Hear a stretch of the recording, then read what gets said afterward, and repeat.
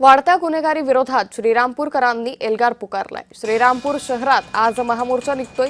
सलग चौथ्या दिवशी श्रीरामपूर शहर बंद आहे। अहिल्यानगर जिल्ह्यातील श्रीरामपूर शहरात गुन्हेगारांनी अक्षरशः उच्छाद मांडलाय। गेल्या 11 दिवसात 4 जणांवर प्राणघातक हल्ल्याच्या घटना घडल्यात। केवळ जेवण उशिरा मिळाल्यानं या कारणावरून एका तरुण हॉटेल व्यावसायिकाची निर्घृणपणे हत्या करण्यात आली होती। या घटनेविरोधात श्रीरामपूरमधील नागरिक आणि व्यावसायिक एकवटलेत।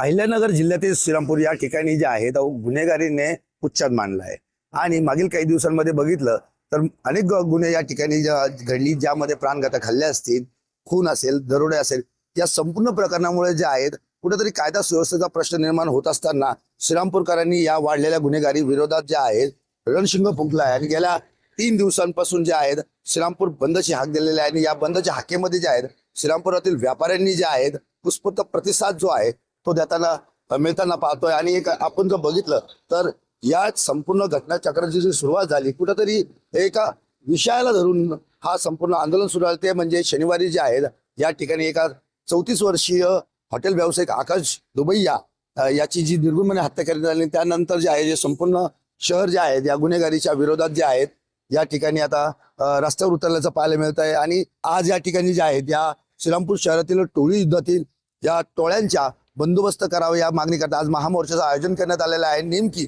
या महामोर्चाचं आयोजन करण्यात आलेलं या घटनेचा निषेध नोंदवत असताना या संपूर्ण जनतेच्या भावनांसंदर्भात गृह विभाग असेल, प्रशासन असेल, नेमकी काय कारवाई करणार याकडे सर्वांचं लक्ष लागून आहे। जय सावंत, जय महाराष्ट्र न्यूज करता श्रीरामपूर, अहिल्यानगर।